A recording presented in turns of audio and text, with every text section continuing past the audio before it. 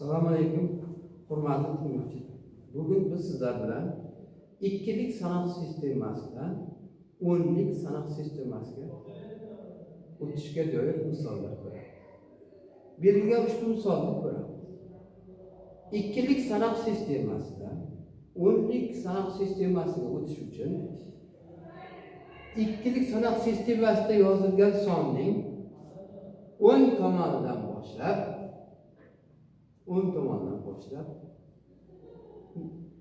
nomerlar chiqamiz. 0, 1, 2, 3, 4, 5, 6, 7, 8, 9 va buni davom ettiradi. Ya'ni 10 sanoq sistemasidan bo'ladi. Birinchi buni yozaman. 1 ko'paytirilgan 10ning, chunki 1 ko'paytirilgan 2ning 9-daraja. Mana bu yerga e'tibor qaratasiz. 2 da o'tayotganimiz uchun asosni olamiz.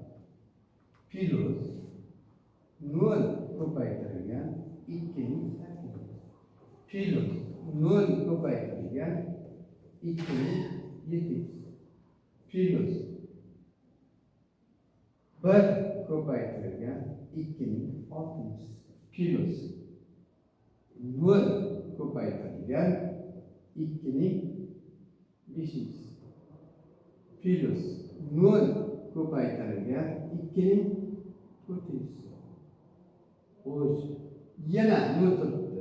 0 ko'paytirilgan 2ning 3. Plus 1 ko'paytirilgan 2ning 12. Plus 0 ko'paytirilgan 2ning 1-darajasi. Plus 1 ko'paytirilgan 2ning 0-darajasi. Barobar yozamiz. 2ning 9-darajasi 512.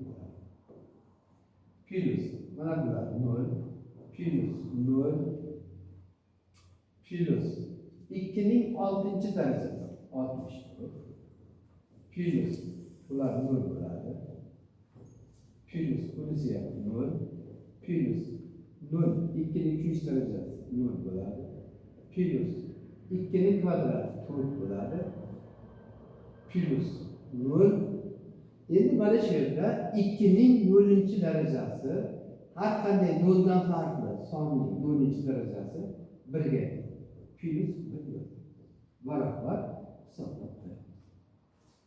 Xo'sh, 512 ga 64 qo'shsak 76. 576 ga 4 qo'shamiz.